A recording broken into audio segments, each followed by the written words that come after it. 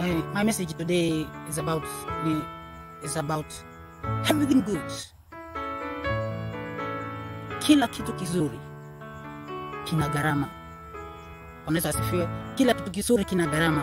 Na napomaanisha hivyo, kuna vile tumesoea. Bwana asifiwe. Kuna vile tumesoea Mungu. Unakuta hata watu kanisani, watu ambao ndio wanaongoza kanisa, kuna vitu wanavifanya wakisema tutaomba msamaha. Kuna vitu wanavifanya wakiwa wanasema tutaomba msamaha. Wacha nikwambie, kila kitu kizuri kina gharama. Praise the name of the Lord. Na ndio maana Yesu akawaambia wanafunzi wake, hawawezi tembea watu wawili bila kukubaliana. Mfalme hawezi amka tu kwenda kupigana vita na mfalme mwingine bila kukaa na watu wake wakatiliana gharama inayohitajika. Hauwezi kujenga mnara pasipo kukaa ukapiga hesabu yake ukajua gharama yake. Bwana Yesu asifiwe. So watu wengine kuna vile tumezoea Mungu, na kama kuna kitu hujajua, Mungu ana shida na kukusamea. Bwana Yesu asifiwe. Lakini shida iliyoko, maana tunahitaji kusameheana na ndugu zetu ambao tumewakosea, tunahitaji kusameheana na watu ambao tumewafanyia mabaya, tunahitaji pia maana unajua hakuna kitu kibaya katika dunia kama mtu kuumia moyo. Bwana Yesu asifiwe. Na ndio kitu inaitwa offense. Offended ni kitu ambacho kinaweza kudefile maisha ya mtu, kikamfelisha. Bwana Yesu asifiwe. Maana kuna watu wengine uanga katika maisha yao, alitumia shortcut fulani akapata pesa, na alipopata ile pesa ikamsaidia maisha yake yakaenda mbele, lakini katika mawazo yake hawezi akakaa akajua, nilipotumia shortcut nikapata hii pesa, si kuna mtu nilimfelisha. Bwana Yesu asifiwe.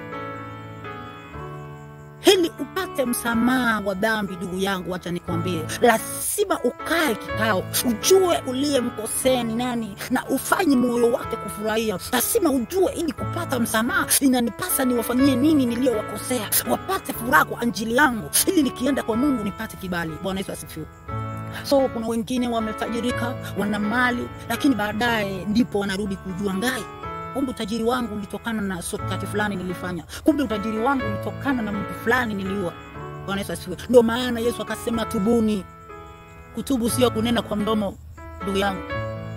Kutubu ni kulipa gharama za dhambi ambayo umeifanya. Najua kweli Yesu alipomwaga damu msalabani tulipata msamaha, lakini ikiwa kuna moyo uliohuzunika, watu ambao wanalia shida, na hii shida ilitokana na wewe, saa hiyo wewe unakaa vizuri, unategemeaje ndugu yangu Mungu kukusamea?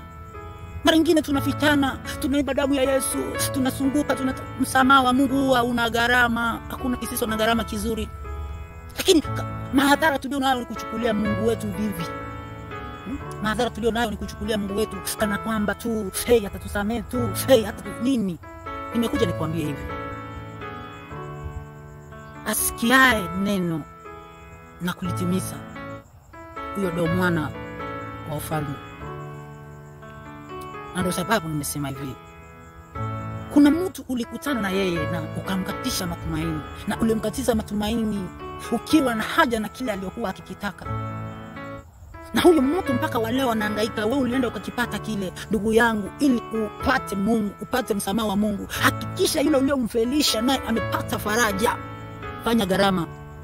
Yaani mtu ambaye ulifanya akafeli, leo hii anahangaika shida, anasunguka, hana kazi. Kumbe ulimkatiza tamaa wewe, ukaenda ukanyakua kazi aliyokuwa akitaka yeye. Ukaenda kwa kazi ya mtu, ukampiganisha na bosi yake, ukachukua kazi. Sasa ile anahangaika, ndugu yangu, hata uombe msamaha wa aina gani hauwezi kupata. Tafuta kazi, tukua tu aseme ndugu, ni mimi nilimfelisha, na mimi kuanzia dakika hii namtafutia kazi. Uone kama hautakuwa umefanya jambo la kiungu.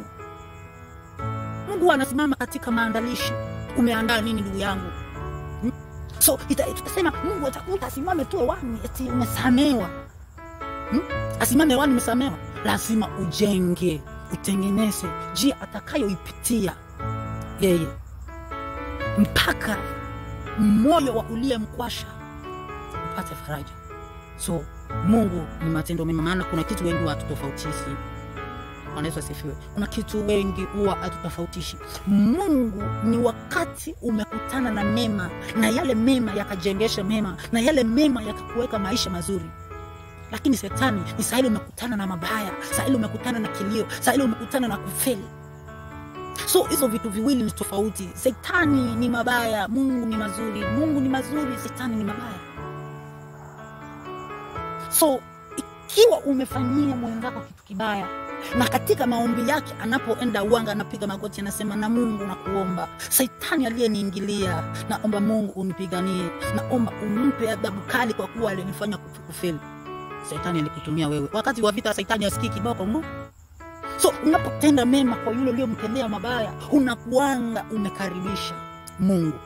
Na Mungu anapoingia mahali uanga kunapata kubadilika, kunapata utofauti. Hanabaki sio yule alikuwepo, mbali ni mwingine. So ili upate msamaha, chukua hatua bro. Ikiwa ulifanya mtu akafeli na akuomba, uende kuchukua hatua ya kumfanya akasimamia nafasi nyingine ambayo angetamani na yeye. Unaweza kuwa uliibia mtu, saa hii umefika worth billion, lakini yule mtu uliyemwibia saa hii anahangaika mpaka chakula ya tumbo. Unaweza kuchukua hatua ya kitu kidogo tu, ukaenda kumfungulia kasi kiazi, ukamfungulia kasi ya 100,000, na maisha yake yanapoendelea vizuri, ujue umeleta Mungu katika maisha ya mtu. Lakini anapoendelea kuhangaika, wewe ndio uliyeleta shetani. So msamaha kupata ni gharama. Sisi kama umenielewa.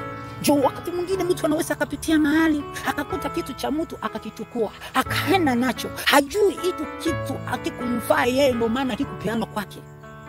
Hili upate msamaha wa vitu ulivyoviiva ndugu yangu, mpaka urudishe kitu. Sio ya kwamba Mungu hawezi kukusamehe, hapana. Lakini Mungu huwa anasimama katika nafasi. Ikiwa hamna njia, hawezi ambiwa upite kwa ukuta wa nyumba pale pasipo na mlango. Fungulia Mungu mlango. Enda chukua hatua, tumia nguvu. Kama uliba 10,000 na hauna, chukua hatua, enda chukua 5,000. Enda kwa mwenye ulimwibia, mwambie si kadogo, nitakulipa zingine. Utakuwa umekaribisha Mungu, na hapo Mungu ndipo fungua milango ya baraka katika maisha ya mtu, kwa kuwa amependezwa, amepata nafasi ya kusimama, ameonekana ndani